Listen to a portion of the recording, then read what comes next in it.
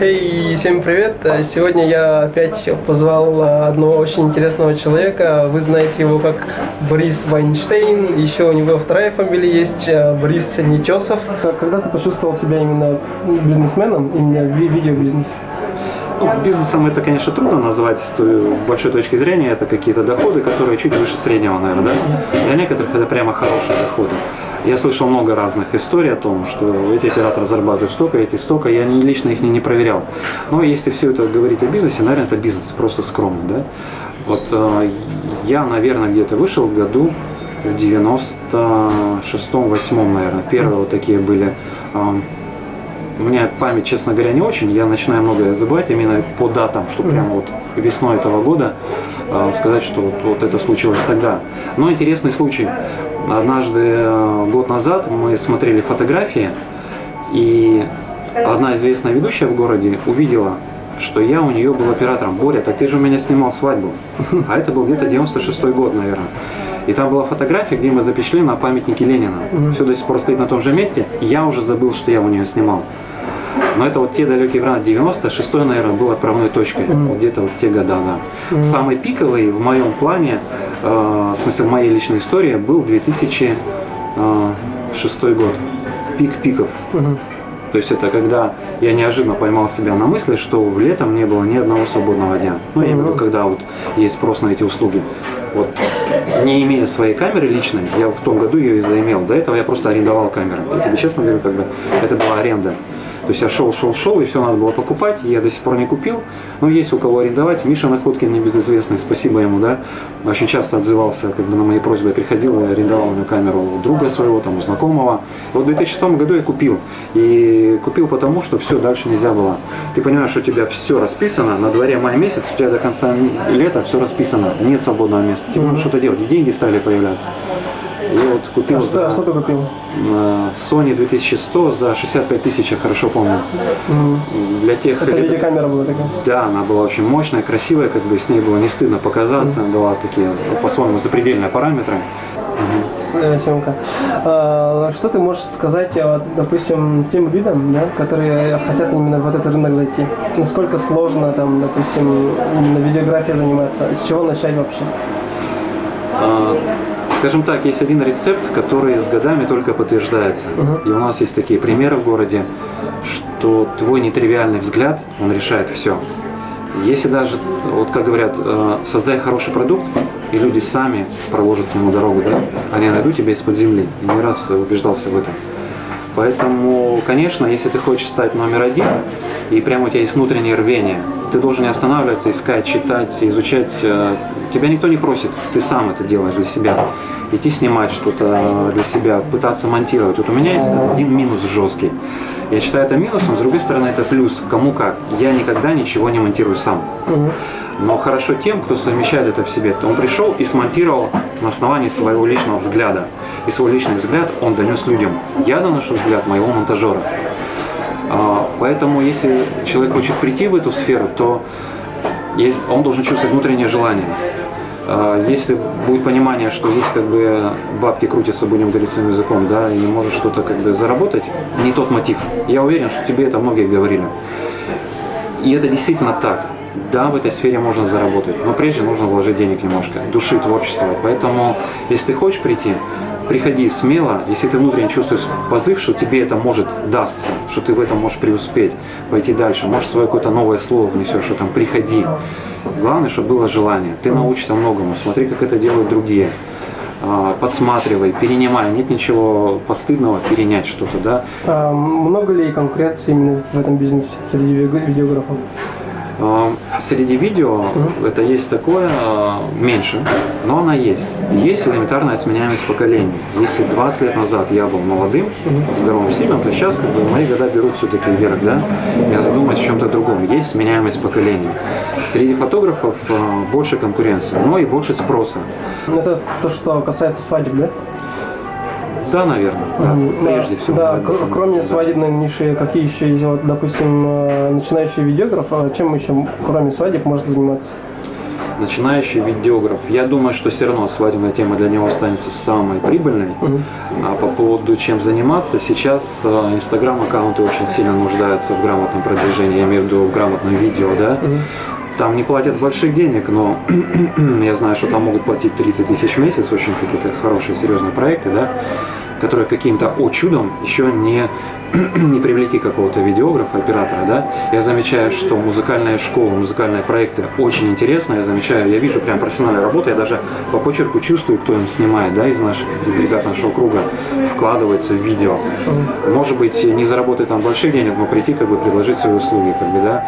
Тебе будут платить там 10 тысяч в месяц, ты будешь снимать какое-то количество видео, но ты будешь расти. У тебя будет портфолио, которым можешь как флагом размахивать и говорить: я это сделал. А если это сделано красиво, все, как бы, дальше, как бы, ты можешь приходить и говорить: хотите так же, ребята, давайте попробуем. То есть легче всего зайти именно в рынок свадебный, да? Однозначно, да.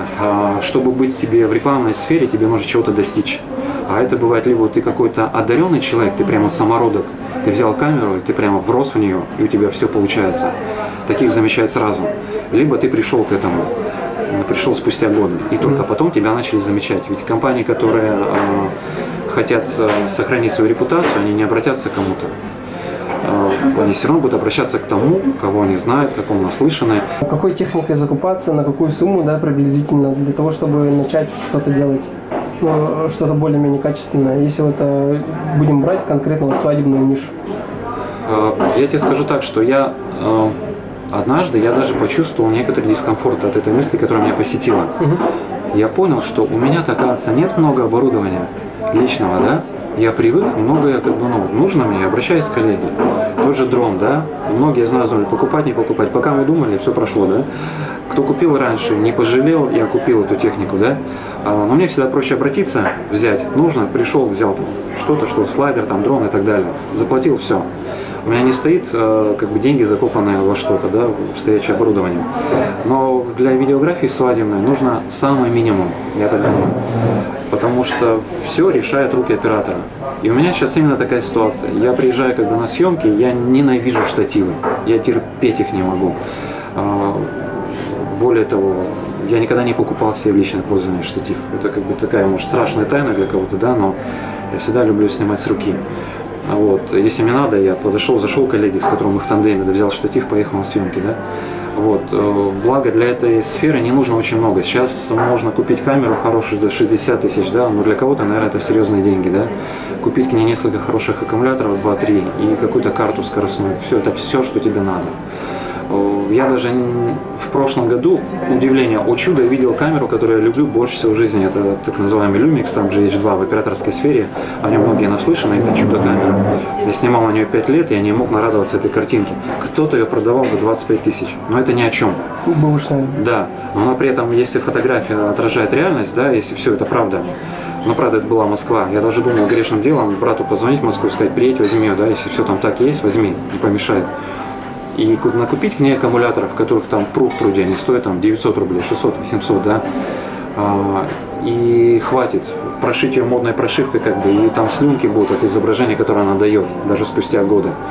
То есть вот так вот, был у камеры посмотреть очень хорошие, там, не знаю, Fujifilm, который мы ведем съемку, да, поинтересоваться в операторской среде, среди коллег, там, друзей, знакомых, какая камера хороша. Вот для меня техника Lumix, я вот с ней живу много лет.